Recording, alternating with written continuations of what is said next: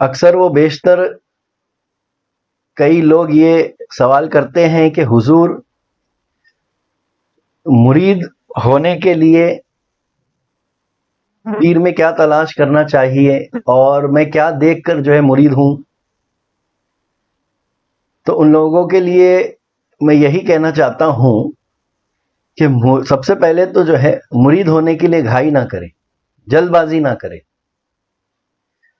سب سے بہترین جو طریقہ ہے وہ آپ جو ہے کسی پیر کامل کی جو ہے صحبت اختیار کرے، پہلے ان کی مجلس میں، ان کی محفلوں میں ان کے پاس بیٹھے، ان کا جو طریق ہے، ان کا جو سلسلہ ہے، ان کے سلسلے میں جو تعلیمات ہے، پہلے اس کو جو ہے حاصل کرے.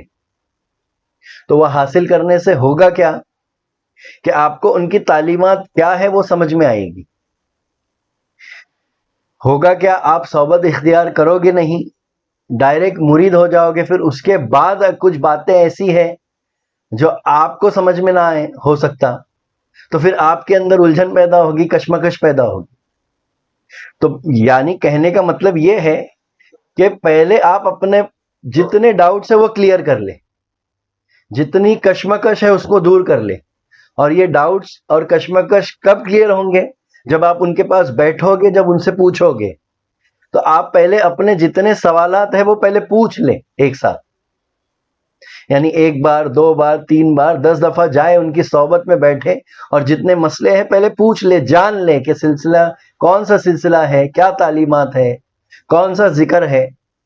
اور خاص طور سے جو مرید ہونا چاہتے ہیں، تو یہ اپنا میرا موقف ہے، یہ اپنی میری بات ہے، یہ ان لوگوں کے لیے کہ مرید بننے میں گھائی نہ کرے، پہلے ان کی صحبت اختیار کرے. اور دوسری بات، سب سے اہم بات، کہ پیر کامل کو تلاش مت کرو، اپنی جستجو پہ نظر رکھو کہ میرے اندر کتنی تڑپ ہے مولا کو جاننے کی، پہچاننے کی، میرے اندر کتنی تڑپ ہے، اس پر نظر رکھنا ہے ہم کو. کیونکہ اگر طلب سچی ہوگی تو منزل مل ہی جائے گی. اور تیسری اہم بات وہ یہ ہے کہ ہر سلسلہ حق ہے، ہر سلسلہ نور ہے، یہ یاد رکھنا.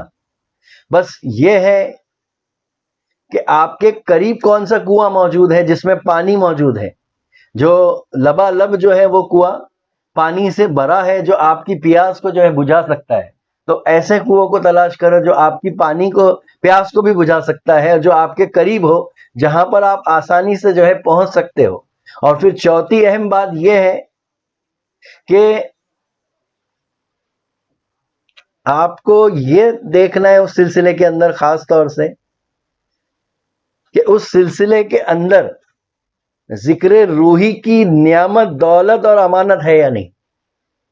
کیونکہ سلسلہ قادریہ، عالیہ، خلفائیہ، چشتیہ، بہشتیہ کے اندر ذکر روحی جو ہے امانت ہے، ذکر روحی جو ہے نعمت ہے، جو پیر کامل اپنے مریدوں کو عطا کرتے ہیں، جو بیعت امانت لیتے ہیں، جس کو ہم بیعت امانت کہتے ہیں. کیونکہ بیعت کی بھی الگ الگ قسمیں ہیں.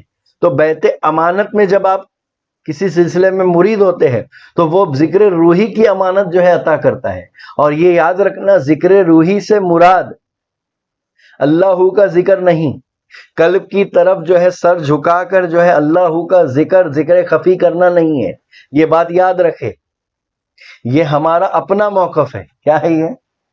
دیگر سلاسل کے اپنے جو ہے طریقے ہوں گے، میں اپنا طریقہ بتا رہا ہوں، یہ اپنا پرسنل جو ہے بتا رہا ہوں. میں آپ کو جو دولت ہم کو ہمارے سلسلے سے ملی ہے، میں اس کے بارے میں بات کر رہا ہوں، میں دیگر سلاسل کی بات نہیں کر رہا ہوں.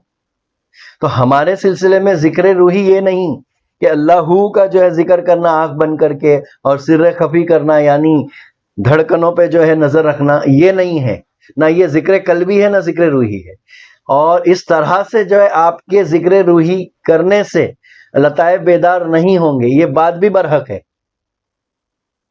تو میں کہتا ہوں کہ جس سلاسل کے اندر ذکر قلبی اور ذکر روحی کی دولت ہو، وہ سلسلے میں جو ہے بیعت ہو جانا، وہ امانت لے لینا. بس یہ تمام چار باتوں کو جو ہے آپ کو نظر رکھنا ہے. ورنہ ہوگا کیا معلوم ہے، آپ دیکھا دیکھی میں کسی دوست کے ساتھ گئے اور مرید تو ہو جاؤ گے، لیکن ہوگا کیا، وہاں پہ طریقے تعلیمات ہوگی اپنی، تو پھر وہ جو ہے آپ کو سمجھ میں آئے گا نہیں. آپ کی فریکوینسی ان کی فریکوینسی سے میچ ہوگی نہیں، کیونکہ ان کی فریکوینسی کیسی ہوگی، الگ ہوگی. پھر آپ کی فریکوینسی جب میچ نہیں ہوگی تو دماغ میں وسوسے پیدا ہوں گے، خیالات منتشر ہوں گے، اور جو ہے آپ جو ہے بے چین ہو جائیں گے، مضطرب ہو جائیں گے کہ یہ کیا ہے کر کے. تو وہاں پر تو خاموشی اختیار کرنا ہے، ٹھہرنا ہے. لیکن یہ نوبت کیوں آ رہی ہے؟ کیونکہ آپ نے بغیر جانے پہچانے جو ہے بیت ہو گئے. تو میں کہتا ہوں آپ ان کے صحبت اختیار کرو، ذرا وقت دو، ذرا صحبت اختیار کرو، اس کے بعد جو ہے آپ مرید ہو جاؤ. تو بس اس سوال کے جواب میں جو ہے ان باتوں کو جو ہے ہمیں ذہن میں رکھنا ہے بس.